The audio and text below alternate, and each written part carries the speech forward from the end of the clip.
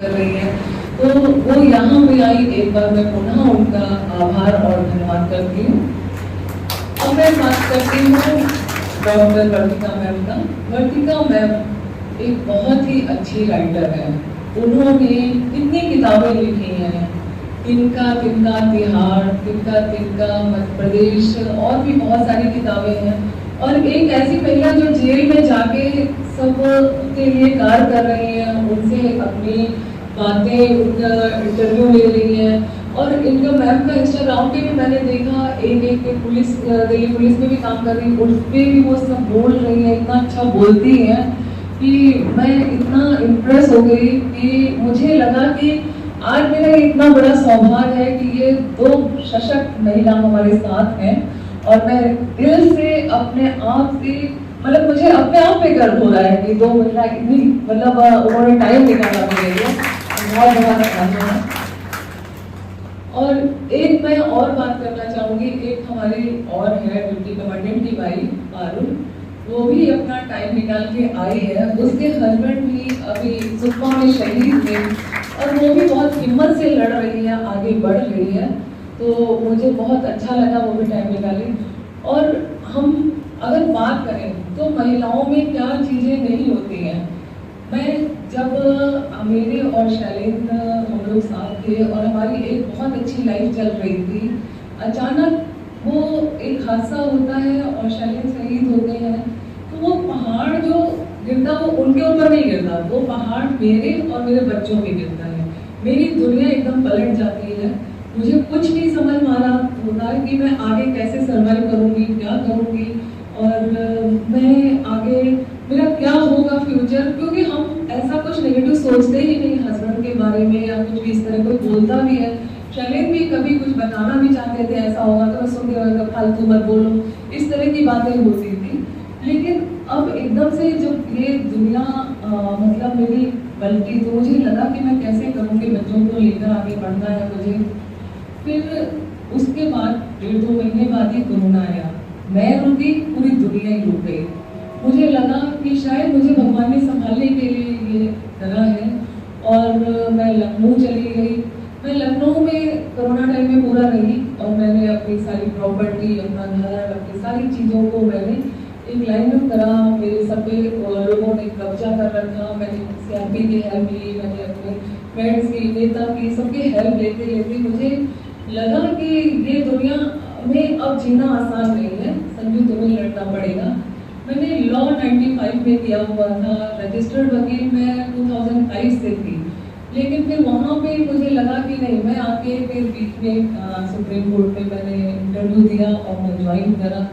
तो एक थोड़ा सा लखनऊ वालों को थोड़ा सा मेरे से डर बैठ गया और वो डरने लगे कि मैं मैडम सुप्रीम कोर्ट में है।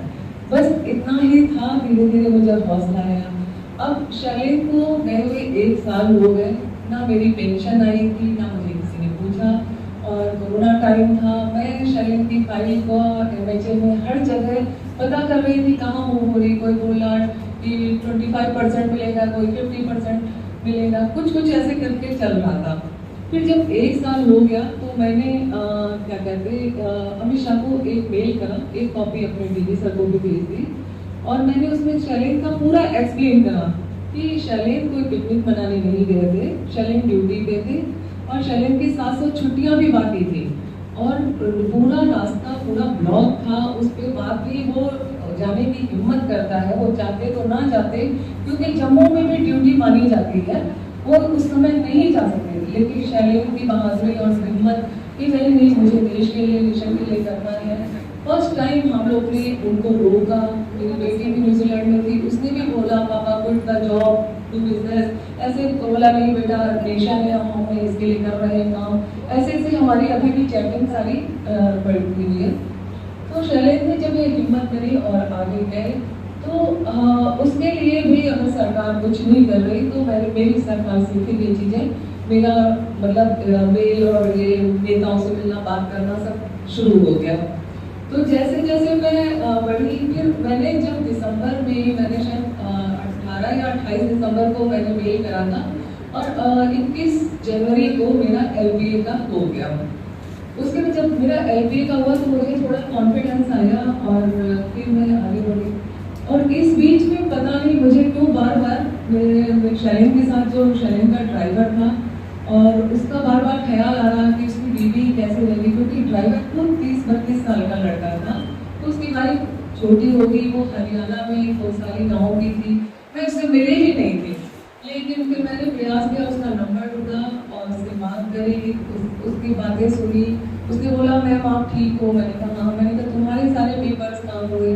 तो बेंगलोर GC से हुआ था, तो मैंने वहाँ पे बात करके उसकी सारी चीज़ें फाइनल कराई। इवन मैं DG सर से भी बोली कि जब शैलेन का उसी जगह हुआ LPA का, तो उसका भी होना चाहिए। खैर वो भी हो गया, अभी 7-8 महीने पहले ही उसका भी क्लियर हुआ है।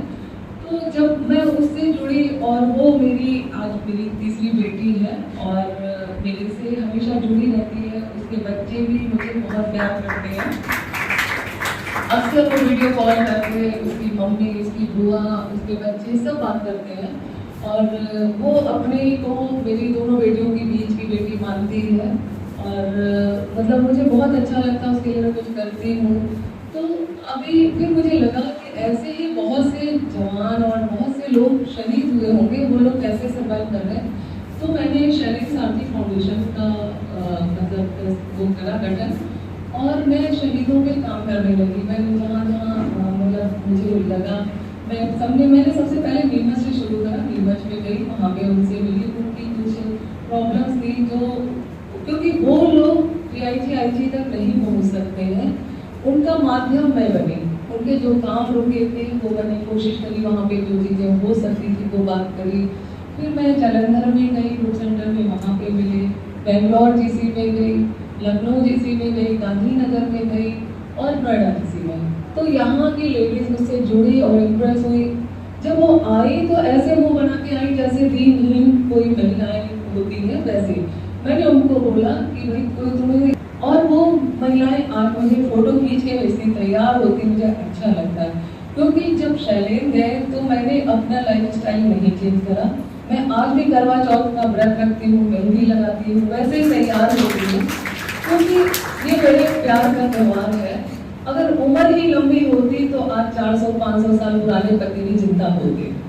तो मुझे लगा कि मैं शैलेन को इतना जो अच्छा प्यार करती, मैं करवा चौथ करती, मैं पूजा करती हूँ, और मैं शैलेन के पहले भी तैयार होती थी, शैलेन के साथ भी होती है, और आज भी मैं वैसे ही लाइफ स्टाइल जीती हूँ।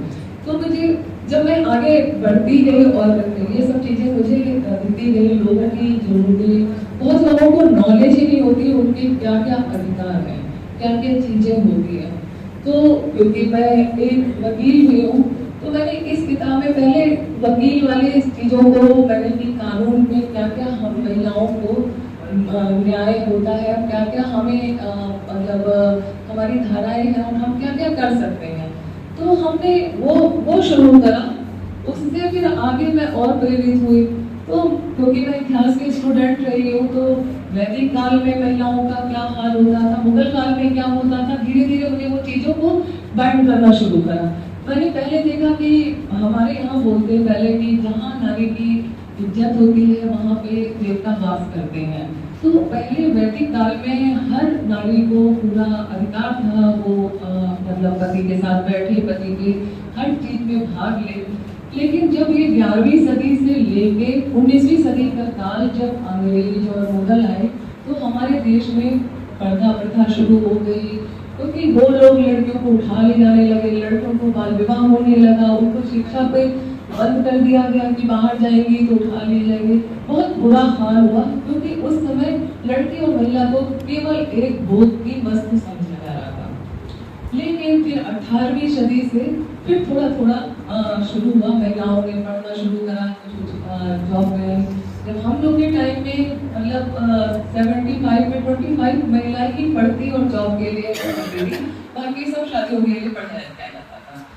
लेकिन धीरे धीरे अब हो गया कि आज बच्चे, लड़का हो या लड़की, कोई फर्क नहीं हो रहा है, सब लोग पढ़ रहे हैं, सब लोग आगे बढ़ रहे हैं और अच्छा लग रहा है। लेकिन ये सिर्फ मेट्रो शहर में, क्योंकि अगर मेट्रो सिटी के अलावा आप इंटीरियर में जाए, गाँव में जाए, तो आज भी महिलाओं की वही स्थिति है। मेरा बुक लिखने का एक यही मकसद था कि मैं हर जगह तो नहीं पहुंच सकती हूँ, शायद मेरी बुक के माध्यम से कुछ लोग सशक्त हों, कुछ लोग अपना आगे का फ्यूचर को ब्राइट कर सकें। अभी मेरी सेक्रेटरी कह रही मैम ये तो मेरे लिए बहुत बुक काम की है क्योंकि मेरी शादी होने वाली है और मैं अपनी राइट जानूंगी। तो ये सारी चीज़ें बोल के मतलब लगा कि इस बुक को मैं ऐसी जगह लॉन्च करूँ और मैं इस प्रयास में थी कि शैलेन का बर्थडे है। मैं 3 महीने से सोच रही थी शैलेन के बर्थडे पे मुझे कुछ करना है क्योंकि मैं शैलेन का बर्थडे और अपनी एनिवर्सरी दोनों मैं बहुत अच्छे से मनाना चाहती हूँ क्योंकि इस धरती पर उस दिन शैलेन ने जन्म लिया वो मेरे लिए था। मेरी जिंदगी में आए शादी वाला दिन मेरे लिए बहुत इम्पोर्टेंट, वो मेरे लिए इम्पोर्टेंट, तो मैं ये दोनों हमेशा सेलिब्रेट करती हूँ। तो मुझे आज का ये दिन लगा कि अच्छा है। और अभी 2 हफ्ते पहले पता चला कि गुरु पूर्णिमा भी है, तो इससे अब भगवान ने अपने आप को ये शुभ मुहूर्त दिखा दिया कि मेरी बुक आज के दिन लॉन्च हो रही। मुझे गुरु का भी आशीर्वाद मिला, शैलेन का भी आशीर्वाद मिला और आप सब लोग यहाँ पे आए। तो मैं एक बात सुना आप सभी को हार्दिक धन्यवाद देती हूँ कि आप सबने कीमती समय निकाला और यहाँ पर उपस्थित हुए हैं। मैं दोनों मैम को, गीता मैम को, मटका मैम को मैं बहुत तहे दिल से शुक्रिया अदा करती हूँ। मैम मुझे समय समय पर मैं इनसे कुछ मतलब राय लेती रहूँगी, मुझे एडवाइस यहाँ ये चीज़ें करनी है और मुझे बहुत अच्छा लगा आप लोग आए। धन्यवाद मैम, थैंक यू। अंत में मैं एक चीज़ और बोलना चाहूँगी, शैलेन के लिए मैं हमेशा मतलब कुछ लिखती रहती हूँ। 2 लाइन मुझे बहुत प्रेरित करती हैं और मतलब शैलेन के जाने के बाद मैंने रामायण और महाभारत को अपने जीवन में बहुत उतारा। मैं बहुत चीज़ें उनसे भी सीखती हूँ। तो मैं एक चीज 2 लाइन बोलती हूँ। राम की मर्यादा रखती हूँ मैं, राम की मर्यादा रखती हूँ मैं, कृष्ण जैसी मस्ती करती हूँ मैं एक वीर पुरुष की पत्नी हूँ, जिंदगी को ना रोती हूँ ना ढोती हूँ और गर्व से जीती हूँ। धन्यवाद।